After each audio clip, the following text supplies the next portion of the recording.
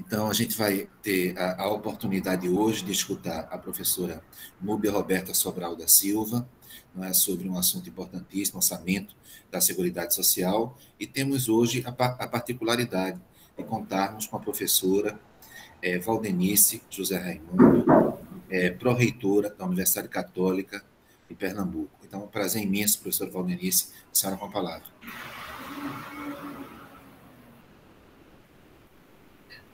Boa noite. Eu estava com o microfone fechado. Boa noite a todos, a todas, a todos. Eu, como o professor Elioren falou, anunciou, eu sou Valdenice José Raimundo, eu sou doutora em serviço social e tenho um pós-doutorado na mesma área de serviço social. Sou pesquisadora vinculada ao CNPq, pesquiso gênero, raça e políticas públicas. Professor, a minha formação em serviço social, a Seguridade Social é um objeto importantíssimo de estudo para os assistentes sociais, pensando a saúde, pensando a assistência e pensando a previdência. Então, essa temática nos é cara e importante também. Nesse momento, eu estou pró-reitora de pesquisa, pós-graduação e inovação da Universidade Católica de Pernambuco, e agradeço a oportunidade de estar aqui, conhecendo a professora Núbia, dizendo, institucionalmente falando, seja bem-vinda, né, ao momento com a universidade, nessa aula. Saúdo todos os alunos, todas as alunas, todos os alunos, e desejo que esse diálogo com a Núbia possa contribuir com a formação de vocês. A gente tem entendido, né, que formação ela é permanente, e ela exige, né, que cada um e cada uma nas áreas que atuamos possamos ter compromisso com o público. Daí a necessidade da gente conhecer as leis, conhecer as legislações, conhecer os caminhos que a política pública faz até chegar ao cidadão e vice-versa, né? O acesso também do cidadão a essas políticas que, no estado mínimo de direitos, impacta muito a vida dos mais pobres.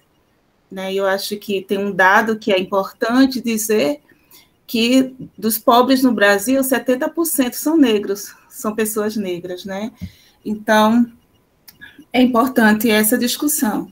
Então, eu saúdo todos os alunos de direito, de outras áreas, porventura estejam aqui, alunos do PPGD, do grupo de pesquisa coordenado pelo professor Elioren, e dizer que passar por aqui nesse momento é também fazer um convite, né? Nós temos hoje na Universidade Católica o programa de pós-graduação em Direito, vinculado à pró-reitoria, a qual eu hoje faço a gestão.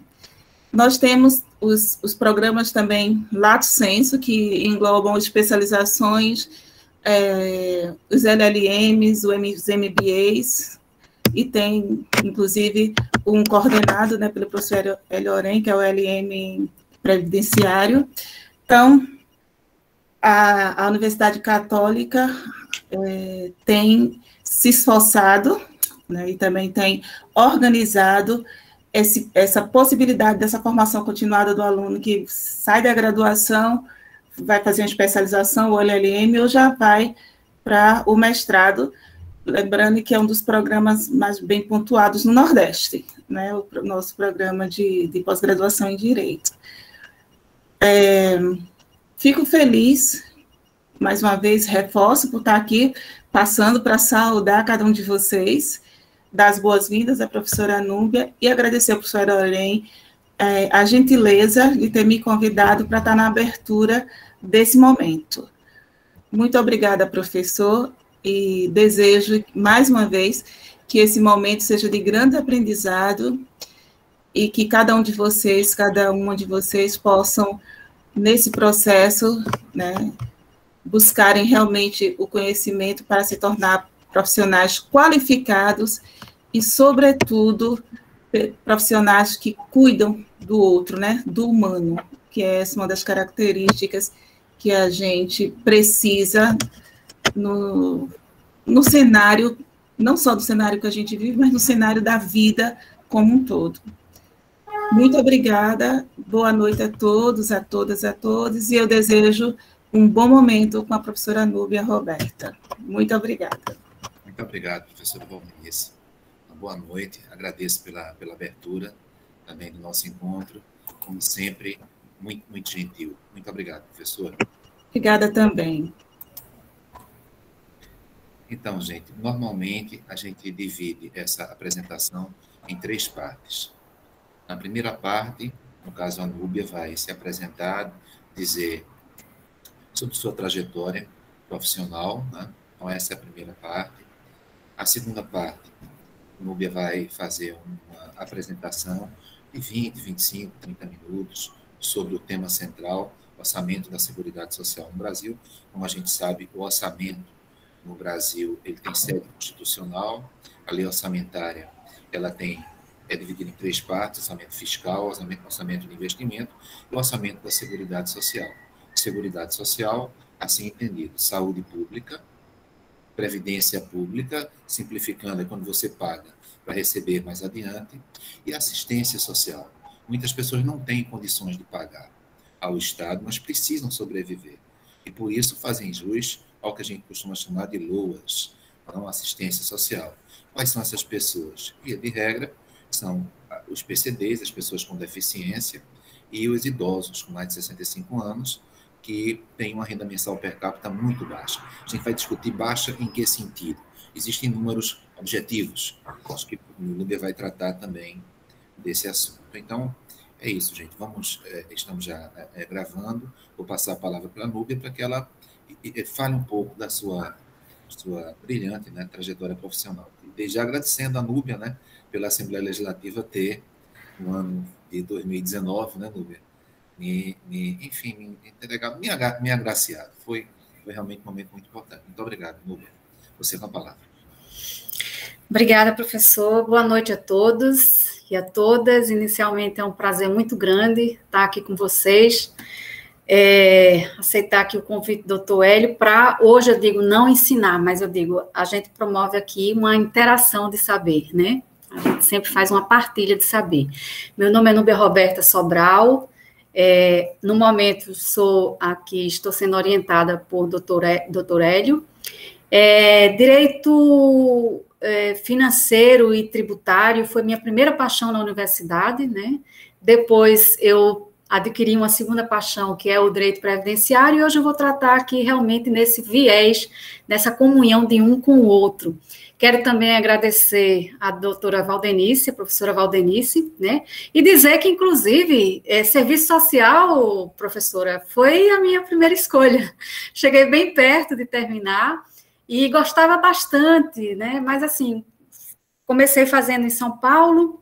Na verdade, comecei aqui e depois continuei em São Paulo, mas tive que voltar, tive dificuldade ali de transportar todas as cadeiras e na graduação de serviço social eu me encantei pelo direito e legislação social e resolvi trocar, mas assim, tenho muito essa afinidade também com a assistência social, né, que como o professor Hélio falou, tem muito a ver aqui realmente com o tema que a gente vai tratar hoje.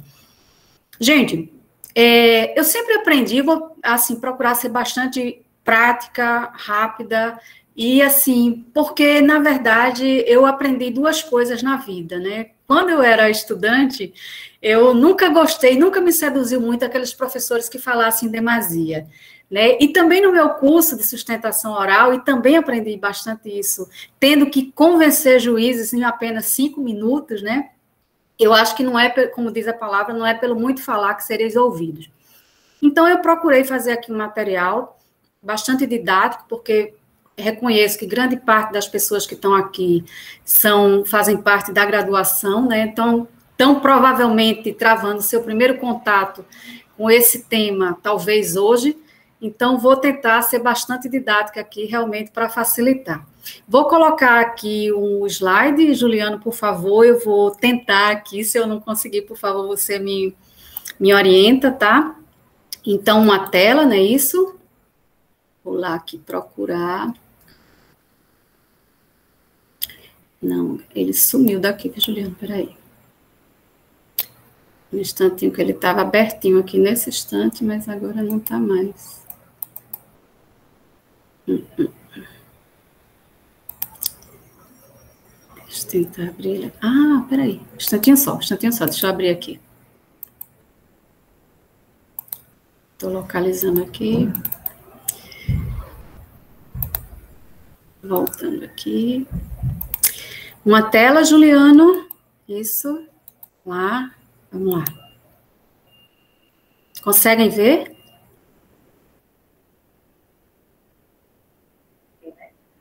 Tá abrindo, Nubia.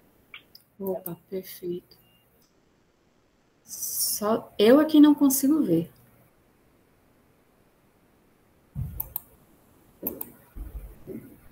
Vocês conseguem ver aí?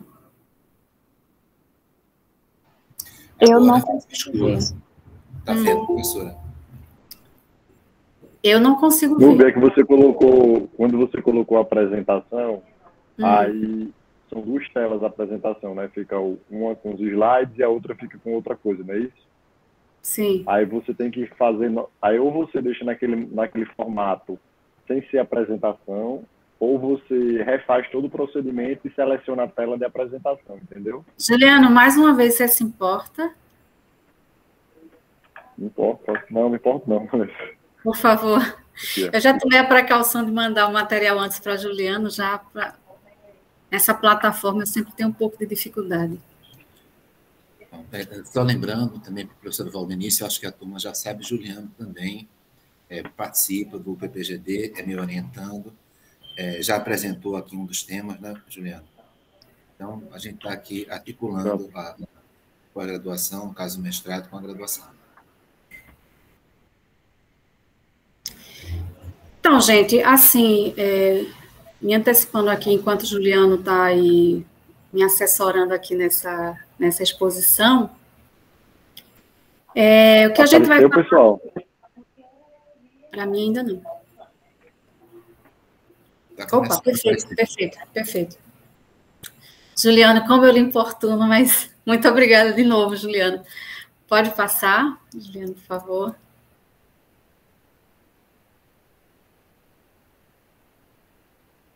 Bom, gente, veja só. O nosso tema hoje, a gente vai tratar do orçamento da Seguridade Social. Não foi por acaso que eu fiz questão de colocar essa charge, né? Que o professor até já antecipou falando aí. A Seguridade Social, eu sempre costumo falar que ela é como se fosse uma mãe que tem ali 3 filhinhos, né? No caso, a Previdência, a Assistência e a Saúde. Ela é tratada na nossa Constituição, lá no artigo 194, e em todos os seus incisos que de lá decorrem. A gente vai ver que com relação à questão da Previdência, com relação à questão do orçamento da Seguridade, no que tange à Previdência Social, nós temos uma lei específica, que é a Lei 8.212, que prevê lá algumas possibilidades também de custeio do orçamento da Seguridade Social. Então, lá no artigo 194, está disposto que a Seguridade Social compreende um conjunto integrado de ações que decorre daí de uma iniciativa dos poderes públicos e da sociedade destinadas ali a assegurar os direitos relativos à saúde, à previdência e assistência social. Não foi à toa, eu coloquei aí essa mãe meio descabelada, realmente para meio que enfatizar aí a questão da Seguridade Social, realmente, como ela é meio complicada, de fazer esse gerenciamento aí desses recursos entre essas 3 figuras, né? Por favor, Juliano.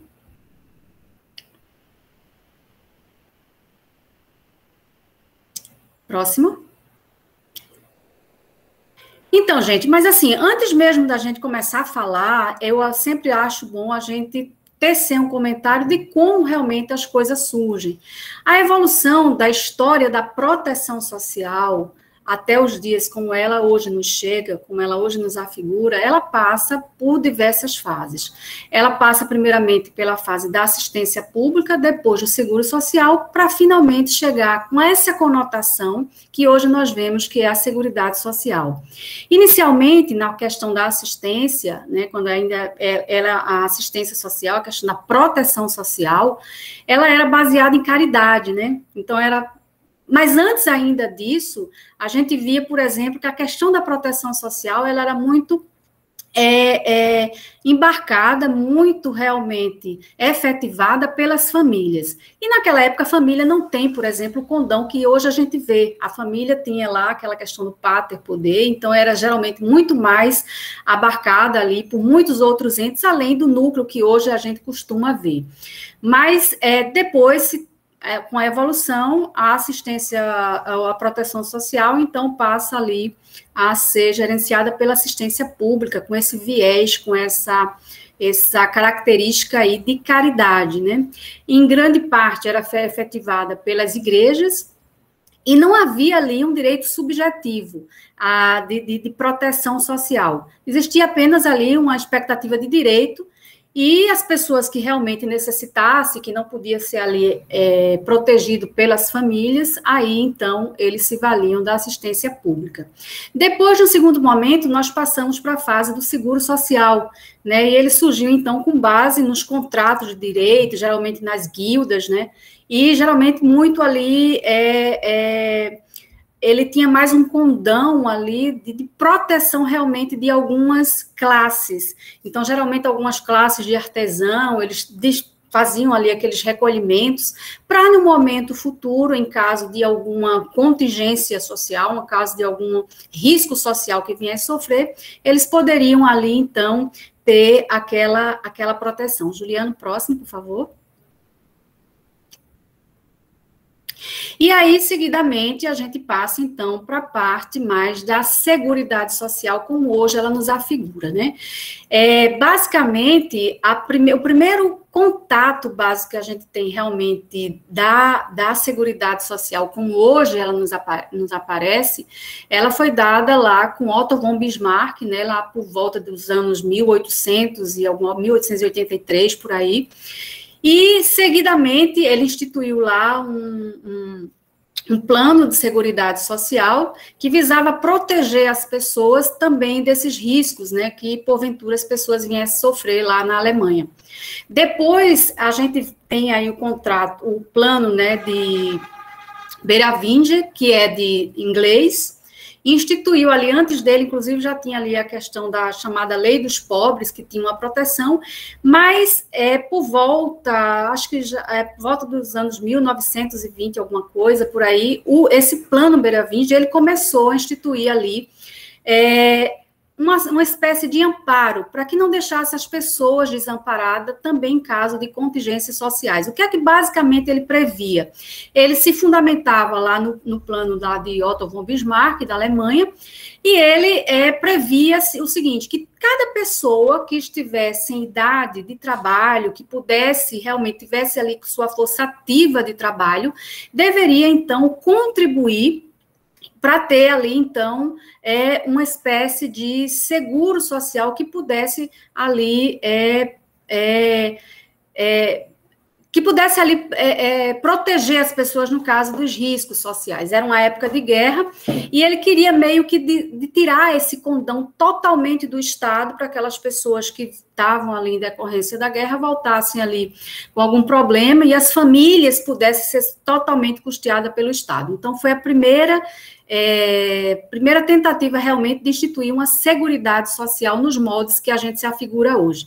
Também nós tivemos aí, na Declaração da Filadélfia, também já uma previsão da Seguridade Social, também na Declaração Universal dos Direitos do Homem, mas finalmente foi com a OIT, né, a Convenção 102 da OIT, que foi ali instituída as normas mínimas de proteção da Seguridade Social. Juliano, por favor.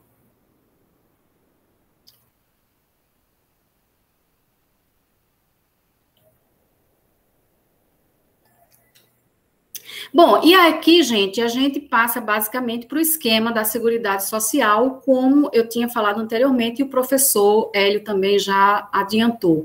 A Seguridade Social, ela é composta de um tripé, em que ela é formada por previdência, assistência e direito à saúde.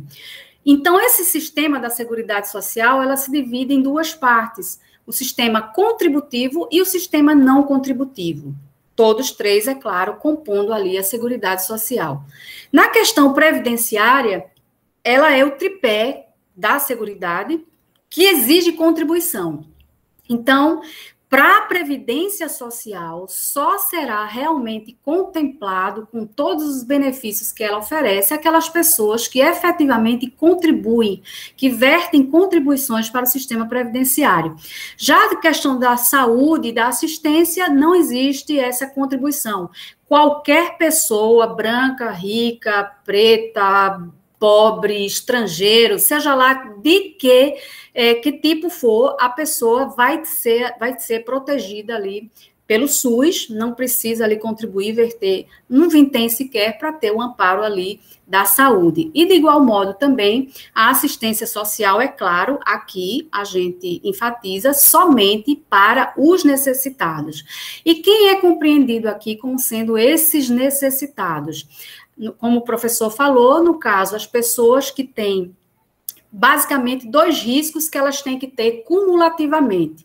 Ou as pessoas que vivem numa situação de deficiência, em que ela possa, por exemplo, ser impossibilitada de exercer suas atividades habituais por um período superior a 2 anos, e, além dela, os idosos, desde que, é claro, elas tenham cumulativamente esse requisito, que eu não gosto de falar esse nome, porque em canto nenhum da lei se prevê, mas corriqueiramente já se chama, né, de miserabilidade, que eu prefiro falar vulnerabilidade social, ou seja, aquelas pessoas que não tenham quem lhe custeie o sustento e ela própria não possa se manter e nem ninguém da sua família possa prover esse sustento para ela.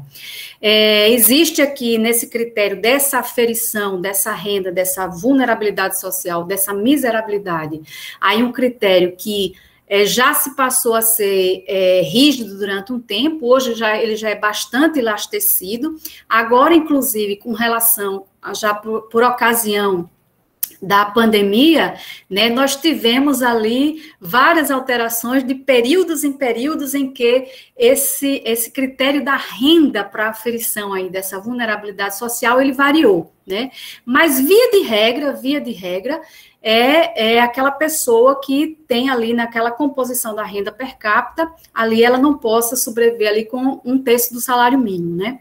A renda per capita da família. Isso variou para meio, depois que teve aí a alteração da legislação que tratou da Covid, e embora o Supremo Tribunal Federal já há muito tempo tenha decidido que esse critério ele é elastecido, no âmbito previdenciário isso não vigorava. Então, mesmo com o entendimento lá do Supremo Tribunal Federal já pacificado, rotineiramente, se você entrasse lá, tivesse naquela composição, fazia aquela conta lá certinha, se não tivesse dentro do critério ali, esse benefício ele era indeferido. Juliana, por favor.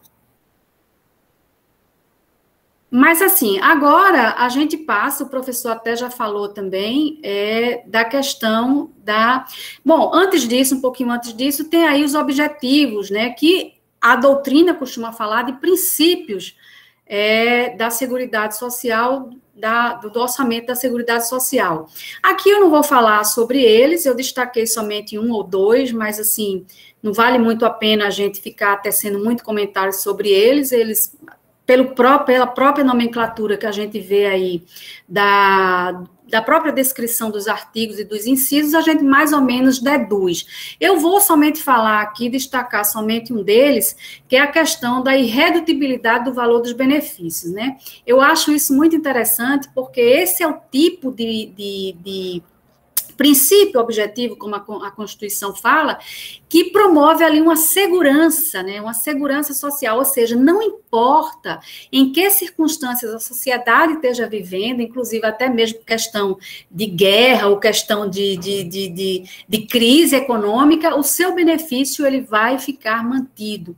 E, inclusive, tem até a previsão, a possibilidade de que a certeza de que esse benefício ele não só não vai sofrer redução, como pelo contrário, ele tem que ser toda vez ali periodicamente ele sofre ali aquela correção, certo? Então, basicamente, eu destaquei aqui esse princípio. Aqui, tudo que eu falei com relação a esse princípio está nesse gráfico aí, Juliano, por favor, que é somente para esclarecer mais ou menos tudo que até agora eu falei. Pode passar, Juliano, por favor?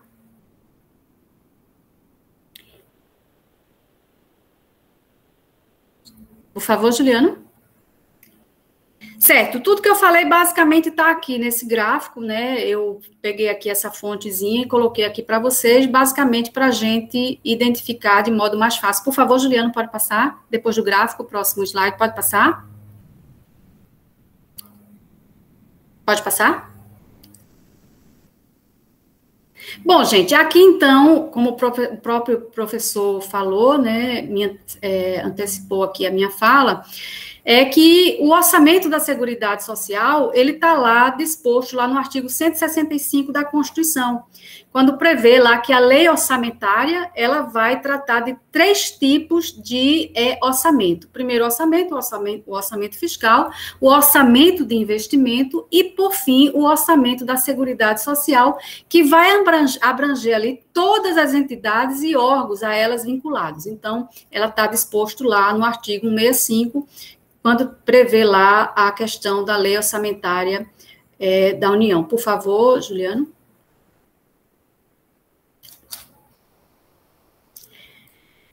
Então, por favor, Juliano, passando, então, dessa questão aí, a gente vai, basicamente, para a questão do financiamento da Seguridade Social. Como é que ocorre esse financiamento da Seguridade Social? O modo pelo qual ocorre está lá disposto no artigo 195, né?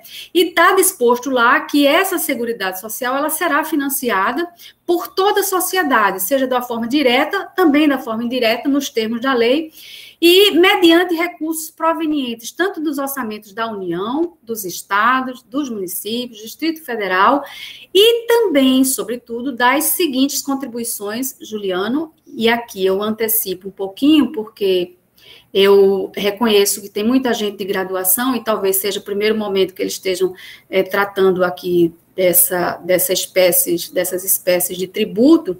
Eu fiz somente aqui uma parte para lembrá-lo, já que a gente vai tratar a maior parte do tempo sobre contribuição social, o que seria contribuição social? É uma espécie de tributo, né, que não está lá previsto lá expressamente no CTN, e que possui ali uma finalidade específica, ela não pode ser usada livremente e arbitrariamente pelo governo.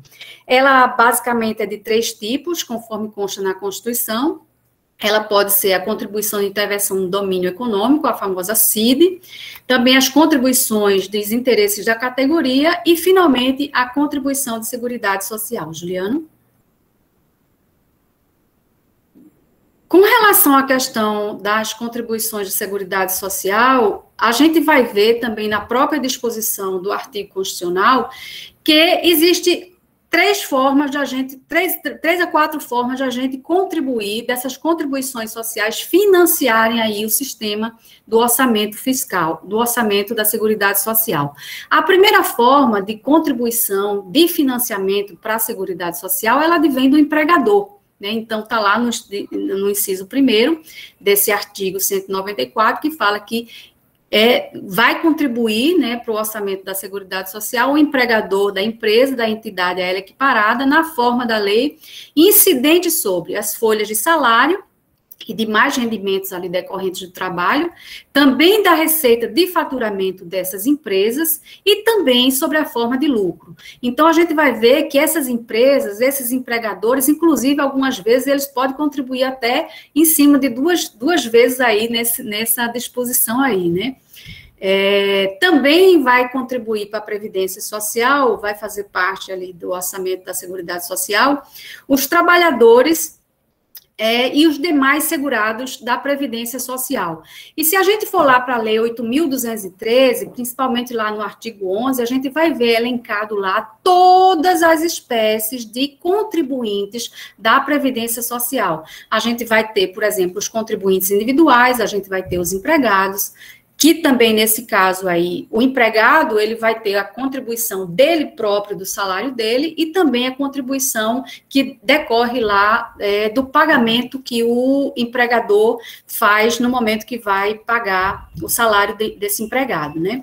Então, a gente tem os contribuintes individuais, a gente tem os empregados domésticos, e além deles, a gente tem o segurado especial, que é o trabalhador rural, e, além deles, a gente tem também o trabalhador avulso, são 5 espécies de contribuinte obrigatórios da Previdência Social, estão lá elencados no artigo 11 da Lei 8.213, e, além deles, nós temos também os contribuintes facultativos, que também contribuem aí com a Previdência Social. Esses contribuintes facultativos são aquelas pessoas que não estão vinculadas lá ao regime previdenciário, mas querem, não exercem nenhuma atividade obrigatória, mas eles querem contribuir com a Previdência Social. E aí, nesse caso, eles contribuem como facultativo, talvez, assim, um dos exemplos mais emblemáticos sejam os estudantes, as donas de casa, aquelas pessoas que estão desempregadas, mas não querem perder o vínculo, elas podem contribuir aí nessa categoria. Outra forma também de contribuição para o orçamento da Seguridade Social, gente, é a receita de concursos de prognósticos. Eles também são contribuintes, devem contribuir para o orçamento da Seguridade Social. E aí, nesse caso, para quem não sabe, são todas aquelas apostadores, loterias, né? Eles devem contribuir aí nesse aspecto aí, ou seja, eles devem contribuir nessa categoria aí. Além deles, também devem contribuir com o orçamento da Seguridade Social os importadores de bens e serviços do exterior, ou a quem a ele se equiparar, certo? Por favor, Juliano. Bom, pode passar. Isso daqui que eu coloquei para vocês está na Lei 8.212, que é a lei que trata ali do orçamento da Seguridade Social, né? A Lei 8.213, ela vai tratar dos planos de benefícios, e tem essa lei aí que trata do custeio da Seguridade Social. E lá no artigo 11, ele estabelece também, basicamente, de uma forma talvez um pouquinho mais detalhada, tudo isso que está lá na Constituição, certo? Por favor, Juliano.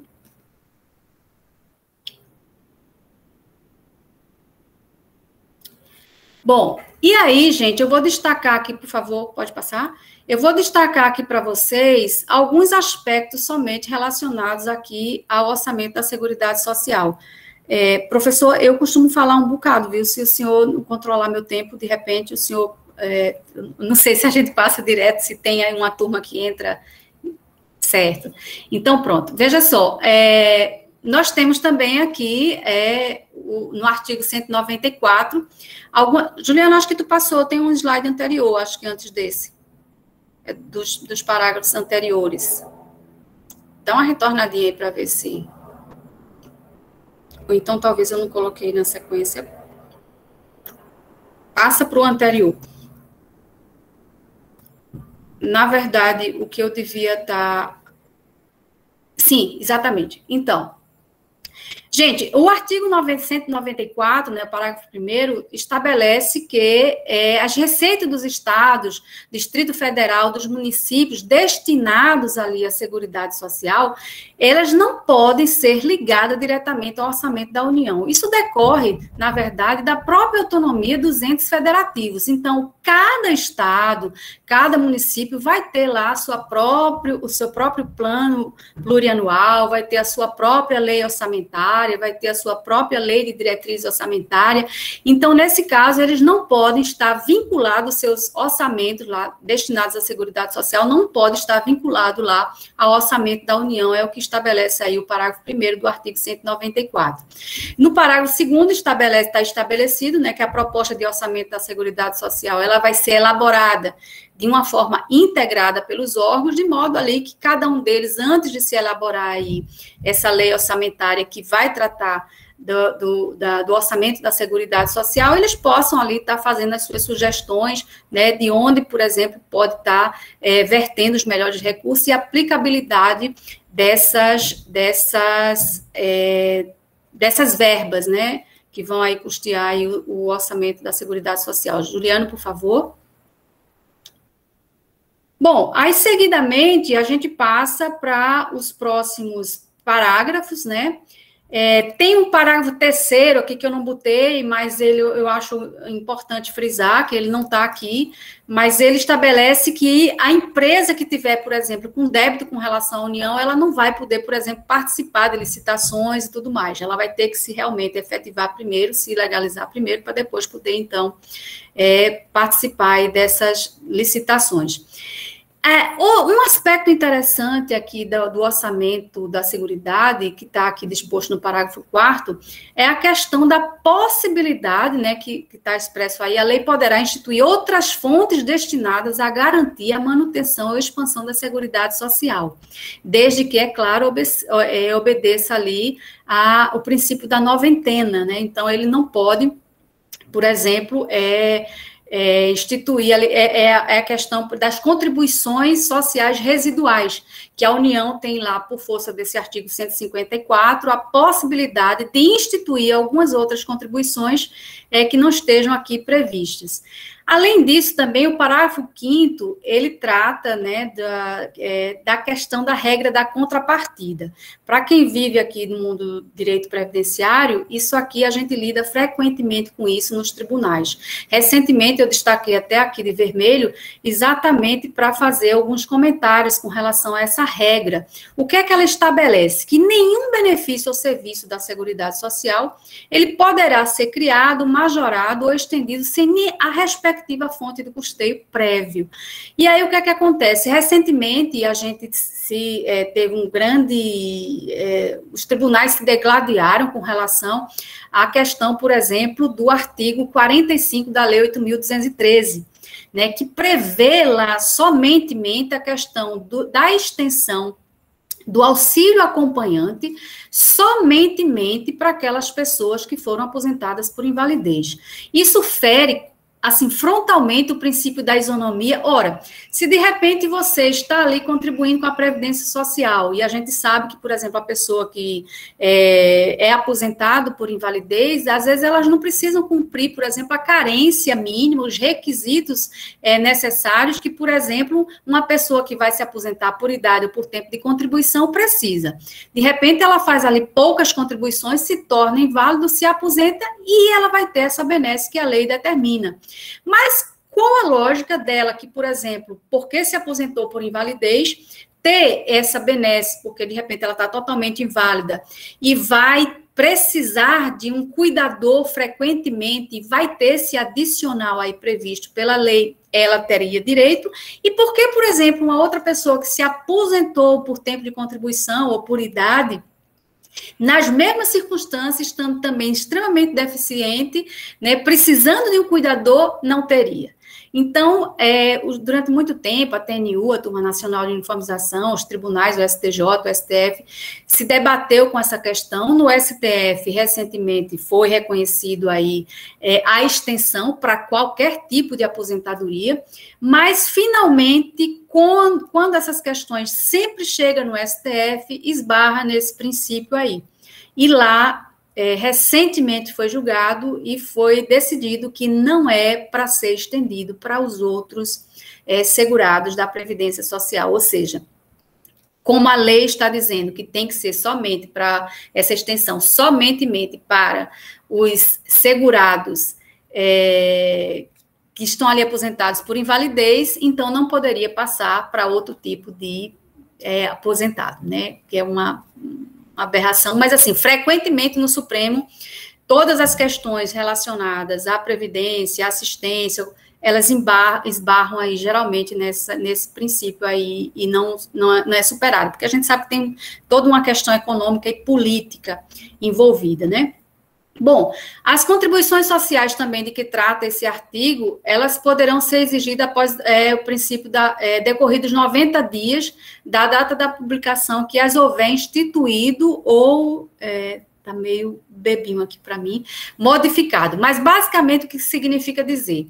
Que essas contribuições sociais, quando elas são aí, as contribuições sociais suplementares, elas não precisam obedecer ao princípio tributário da anterioridade do exercício. Ou seja, elas precisam, sim, obedecer o princípio da noventena. Então, dentro do mesmo exercício financeiro, se de repente elas foram criadas, mas tiverem ali 90 dias, esse princípio, então, ele, para as contribuições sociais, ele é válido, certo? E, finalmente, esse outro aqui parágrafo, né, que trata de que são isentas de contribuições para a Seguridade Social as entidades beneficentes de assistência social que atendam às exigências estabelecidas em lei.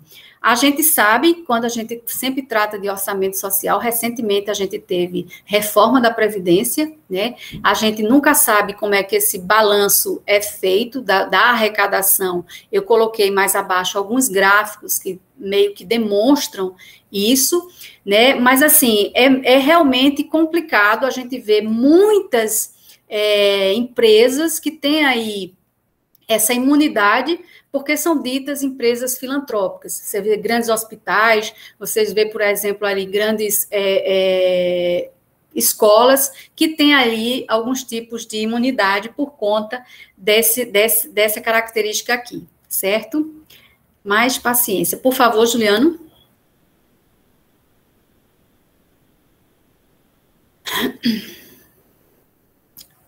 Próximo. Gente, aí aqui eu peguei esse dado realmente daqui do Ministério do Planejamento e Desenvolvimento, né, para trazer para vocês o que significa, na verdade, essas receitas da Seguridade Social ali na Lei Orçamentária Anual. E lá na Lei Orçamentária Anual está disposto que essa receita da Seguridade, ela se classifica em contribuições sociais e demais receita. E aqui é elencada as contribuições sociais, aquelas que interagem no orçamento da Seguridade Social, e as receitas das contribuições sociais que devem ser destinadas às áreas de saúde, previdência e assistência social. E, além dessas, também as demais receitas que estão aqui elencadas, que são aquelas lá, né, que são próprias das secretarias, aquelas formas de arrecadação. Juliano, por favor.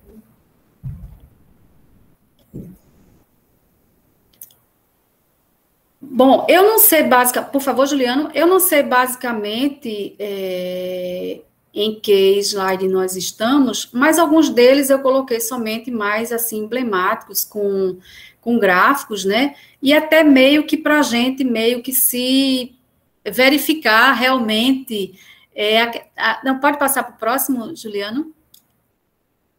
Não, deixa esse aqui, deixa eu falar um pouquinho sobre ele. Bom, então, assim, a gente sabe, quando a gente fala de orçamento, a gente vê receita e a gente vê despesas. Por favor, Juliano, as despesas também estão aqui no anterior.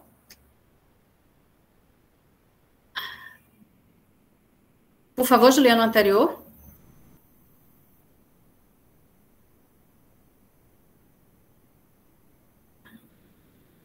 Bom, a questão das despesas, né, a gente já viu a questão das receitas, como é que são feitas, como é que são arrecadadas, e a questão das despesas também aí previstas aí na Lei Orçamentária Anual. Então, com relação às despesas, o orçamento da Seguridade Social, ele vai se dividir em 3 grupos, né, que são os benefícios da Seguridade Social, RGPS, se leia aqui, Regime Geral de Previdência Social, o próprio INSS, né, e aí contemplado também os servidores inativos, o próprio benefício de prestação continuada, que é o benefício da assistência social, os abonos, seguro-desemprego e Bolsa Família. Além deles, também nós temos também as despesas de custeio e capital da saúde, assistência social e previdência, e também o salário dos servidores ativos dos órgãos dessas respectivas áreas. Por favor, Juliano. E os próximos slides, gente, eu coloquei somente mais para a gente visualizar em termos práticos. Eu não sou realmente entendedora de economia nem nada, eu não sei nem às vezes como ler certos gráficos, né? Mas eu tive a cúria de pegar hoje esses dados mais atualizados aí do orçamento anual, que é aí de 2021, e a previsão do orçamento atualizado de receita, isso em trilhões, é de 4,18 trilhões, né, no orçamento aí da Seguridade Social. E nas despesas de 4,24. Então, você já perceba que entre a despesa e a receita já tem ali um certo descompasso. Mínimo, eu não sei, mas assim, à vista do que já foi antes, dos gráficos que a gente interpretava antes da reforma da Previdência, mas ainda assim, um certo descompasso entre a receita e as despesas no que se refere aí ao orçamento da Seguridade Social. Por favor, Juliano.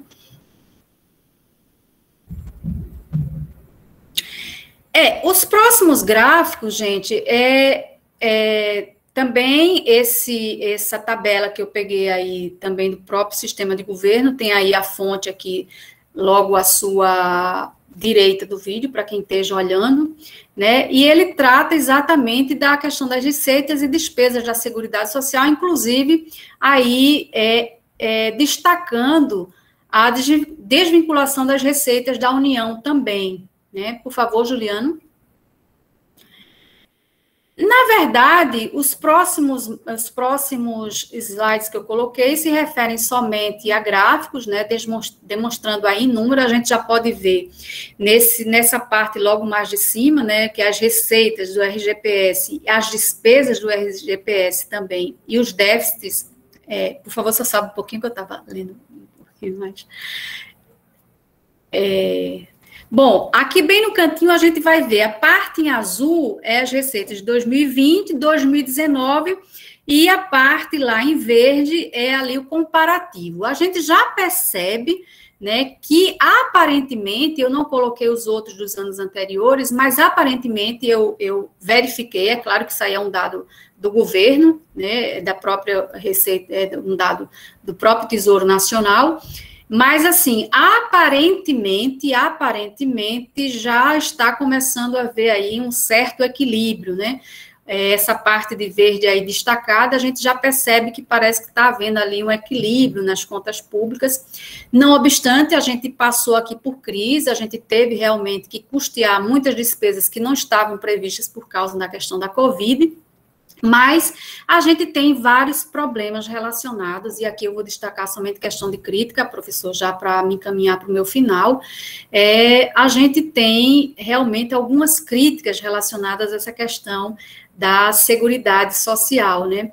A gente vê que, por exemplo, exige-se para que não seja ali majorado ou criado certos incentivos, benefícios, aquela regra da contrapartida que eu falei para vocês ali anteriormente. No entanto, frequentemente o que é que a gente costuma ver, né? A gente costuma ver, por exemplo, dentro da parte da Seguridade Social que se destina à Previdência, uma verdadeira realmente caça às bruxas.